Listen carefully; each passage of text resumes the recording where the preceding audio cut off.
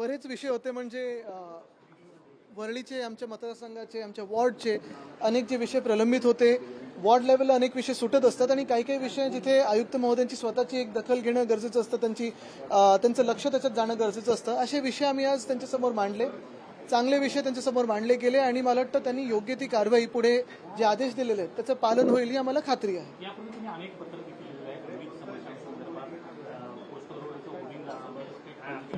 कालच मी कोस्टल रोडच्या होर्डिंगबद्दल लिहिलेलं आहे आणि हेच सांगितलेलं आहे की कोस्टल रोडवर जेव्हा आम्ही कोस्टल रोडचं स्वप्न बघितलं आणि पूर्ण काम करायचं सुरू केलं तेव्हा कुठेही होर्डिंग एक सुद्धा येणार नव्हतं. हे जे होर्डिंग जे आमच्या कानावर आलंय प्रस्तावित आहे ते साधारणपणे अमरसन्स गार्डन आणि हाजी अलीचा जो इंटरसेक्शन आहे तिथे असणार आहे. त्याला आम्ही विरोध दर्शवलेला आणि आम्ही सांगितले की स्थानिक लोकप्रतिनिधी एका ठिकाणी भाजपचे आहेत, एका ठिकाणी मी आहे, मग आमचे खासदार आहेत अरविंद सावंत साहेब, आम्हाला विचारण्यात यावं. तिकडचे स्थानिक जे ALMs आहेत, रहिवासी आहेत, त्यांना विचारण्यात यावं आणि असं कुठचंही कॉन्ट्रॅक्टर माझा लाडका असा प्रस्ताव येऊ नाही. दुसऱ्या गोष्टी म्हणजे जे इतर आमच्या वरळीतले विषय होते, मग एक स्मशानभूमीचा विषय आहे, डिलाय रोडचा विषय जो आम्ही अनेक दिवस घेत आहोत ते आता टेंडर प्रोसेसला आलेलं आहे, जॉईंट CPंकडे ते काम गेलेलं आहे. हे काही विषय जे होते ते आम्ही मांडलेले आहेत आणि आयुक्त महोदयांनी आम्हाला आश्वासित केलंय की साधारणपणे त्या विषयावर योग्य तो निर्णय मिळेल. एक महत्वाचं आहे, मी त्यांना विनंती केलेली आहे की आता गणपती बाप्पाचं आगमन होणार आहे आणि आपण पाहतोय की मागच्या वर्षीपासून रस्त्याचा जो घोटाळा झाला त्याचमुळे कुठेही मुंबईत रस्ते चांगले दिसत नाहीत. एक सुद्धा असा रस्ता दिसत नाही जिथे खड्डे नाही आहेत. खोदकाम सुरू आहे, खड्डे चालू आहेत, काही ना काहीतरी काम चालू आहे. तर मेट्रोला आदेश देऊन मेट्रोचे जे बॅरिकेड्स आहेत ते नीट करावेत. जिथे खड्डे आहेत ते लगेच बुजवून गणपती बाप्पाचा जो मार्ग असेल आगमनाचा आणि विसर्जनाचा तो नीट करावा. विसर्जनासाठी जे आर्टिफिशियल पॉन्ड गरजेचे आहेत ते नीट, आर्टिफिशियल तलाव जे कृत्रिम तलाव असतात ते प्रत्येक वॉर्डात कमीत कमी 2 असावेत. या काही गोष्टींवर देखील आम्ही चर्चा केली आणि सगळ्यात महत्वाचं म्हणजे BST इथे सुनील शिंदेजी आहेत, आशिष चेंबूरकर जी आहेत, दोघंही चेअरमन राहिलेत BSTचे. आज जी गरज आहे BSTला ती आर्थिक मदतीची गरज आहे, आर्थिक बॅकिंगची गरज आहे आणि ती मुंबई महानगरपालिकाच करू शकतो. BSTचा ताफा हा कमी होत चाललेला आहे. सायनचा पूल तोडल्यानंतर मी दोन्ही बाजूला BSTच्या फेरी मागितल्या होत्या पण गाड्याच नाहीत BSTच्या. तर ह्या काही ज्या मुंबईच्या गोष्टी आहेत, वस्तुस्थिती आहे, त्याच्यावर उत्तर गरजेचं आहे. दक्षिण मुंबई रस्ते काँक्रिटीकरणावर 9% अधिक पैसे कंत्राट देण्यात आलेला, 150 कोटी रुपये बोनस कंत्राटदाराला दिले जाते. ते जे आहेत ते कंत्राटदार ब्लॅकलिस्टेड आहेत की नाही ह्याचं स्पष्टीकरण मुंबई महानगरपालिकेने द्यावं. दुसरं म्हणजे हे 9% कॉन्ट्रॅक्ट जास्ती का दिलेलं आहे हे सांगावं. तिसरी गोष्ट म्हणजे ते कॉन्ट्रॅक्ट रद्द व्हावं आणि पूर्ण कॉन्ट्रॅक्ट रद्द व्हावं. सिलेक्टिव्ह कॉन्ट्रॅक्ट नाही तर हे पूर्ण जे टेंडर आहे ते रद्द व्हावं. मुख्य गोष्ट हीच आहे की 2 महिन्यानंतर आमचं सरकार आल्यानंतर ह्याच्यात सखोल चौकशी केली जाईल. कोणी कॉन्ट्रॅक्ट दिलेले आहेत त्याच्यावर आम्ही कारवाई करू. पण भाजप जे करत आहे, आम्ही बोलल्यानंतर भाजप काहीतरी पत्र लिहितं, हे नाटक बंद करा भाजपला मी सांगतो. आणि ह्या मिंदे सरकारमधून पाठिंबा हिंमत असेल आणि खरं तुम्ही बोलत असाल तर काढून घ्या. From the state of Maharashtra, how do you take this? Also, there is a PIL in Bombay High Court regarding it. I think let the High Court give some answer on it because the High Court will of course hear the matter. What is very important is these figures are very alarming and after that also how many people. I think what is very crucial in this is what the law department is doing, home department is doing. राजकीय प्रश्न आहे. मनसेने आपले 2 उमेदवार, एक तर शिवडीमध्ये उमेदवार दिलेत बाळा नांदगावकर आणि पंढरपूरमध्ये दिलेत. आगामी काळात वरळी किंवा मग इतर मुंबईच्या ठिकाणी 230 असं ते म्हणतात. नाही काय नाही की 5 वर्षानंतर पक्ष उठलेला आहे परत झोपून आणि निवडणुकीच्या काळात जागे होतात, दौरे चालतात, महाराष्ट्र पिंजून काढणार किंवा असं तसं. सुपारी पक्ष ते त्यांचं काम करतील, आम्ही आमच्या जनतेचं सेवेचं काम करतो. 5 वर्षात कोविडचा काळ असताना किंवा इतर काही मुंबईत चांगलं वाईट घडत असताना हा पक्ष दिसला तरी होता का, म्हणून आम्ही ह्यांच्याकडे जास्ती लक्ष देत नाही.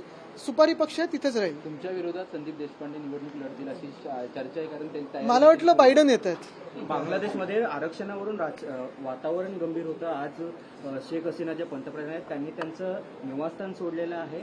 मला वाटतं त्याच्यावर लक्ष ठेवणं गरजेचं आहे. नुसतं स्थानिक विषय नाही तर आपल्यावर त्याचा काही परिणाम होऊ शकतो का, आपल्या देशावर काही परिणाम होऊ शकतो का. बांगलादेश तसं पाहिलं गेलं तर आपल्या एक बाजूचा शेजारचा देश आहे, इमर्जिंग इकॉनॉमी होती आणि नुसतं डोमेस्टिक नाही तर एक्सटर्नल अफेअर्समध्ये आपल्याला कुठे काही होऊ शकतं का हे तिकडे आपले परराष्ट्र मंत्री आपल्याला सांगतील. अनिल देशमुख यांनी जे आरोप केले होते ते परमबीर सिंग यांनी फेटाळलेले आहेत. I think Bangladesh has been our neighbor. We've seen very good bonhomie between our Prime Minister and her.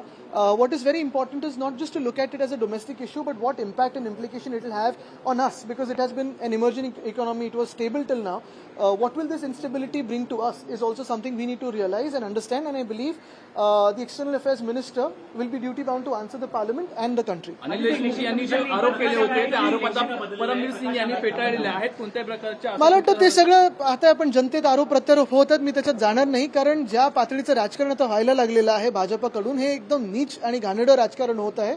Maharashtra ह्याला करारा जवाब देईल. आदित्य, इलेक्शन कमीशन ने कहा है कि उन्हें चुनाव के दौरान बदनाम करने की एक मिनिट.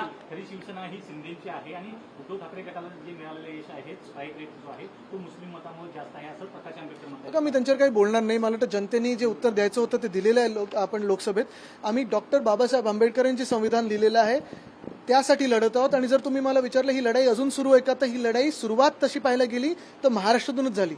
जी वज्रमूठ होती संविधान रक्षणाची सभा ज्या होत्या महाविकास आघाडीने सुरू केल्या होत्या 2022 साली, जेव्हा आमचं सरकार पाडलं गेलं गद्दारींनी, आणि जेव्हा गद्दारींनी पाडलं गेलं त्याच गद्दारांनी संविधानाला बाजूला ठेवून डॉक्टर बाबासाहेब आंबेडकरांचा अपमान करून, महामानव डॉक्टर बाबासाहेब आंबेडकरांचा अपमान करून त्यांचं सरकार बसवलेलं आहे. आमची लढाई ही डॉक्टर बाबासाहेब आंबेडकरांच्या संविधानासाठी आहे.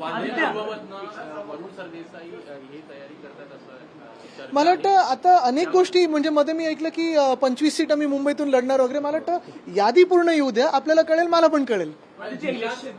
अरे इथून प्रश्नच नाही येत. जिशान सिद्दीकी अरे नाराज आपण- आहेत महाविकास आघाडीमध्ये, कदाचित अपक्ष किंवा महायुतीमध्ये जाण्याची शक्यता काय आहे? माहित नाही मला. आदित्य, इलेक्शन कमीशन एक बार फिर से कह रहा है कि इलेक्टोरल डेटा को बदनाम करने की कोशिश की गई, उनकी डेटा सही है.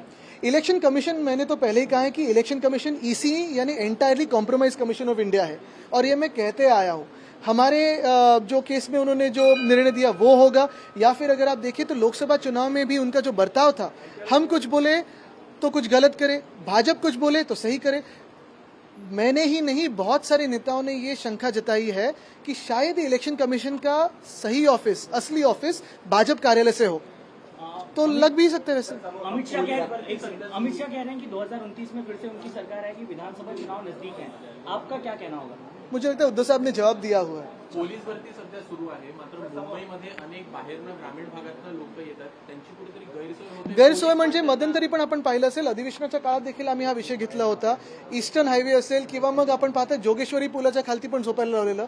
त्याचा दुसरा विषय असा झाला, जी आम्ही मागणी केली आहे की मागच्या वर्षी म्हणजे 2022ला जो GR निघाला त्यानंतर आता ही भरती सुरू झाली आहे, मधले जे वर्ष निघून गेले ज्या मुलांचं, त्यांना काय तुम्ही नुकसान भरपाई देणार आहेत, त्यांना काय त्यांची भरती करून घेणार आहेत की नाही, हा देखील एक विषय. आणि तेव्हा गृहमंत्री महोदयांनी उत्तर देखील दिलेलं, त्यांना आश्वासित केलेलं, पण पुढे काय झालं, नुसतं आश्वासनावर आपलं राज्य चाललंय. ठीक आहे.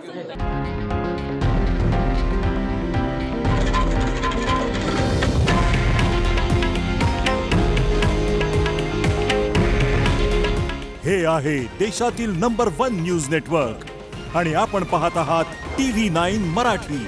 काळजी तुमची, हित महाराष्ट्राचं.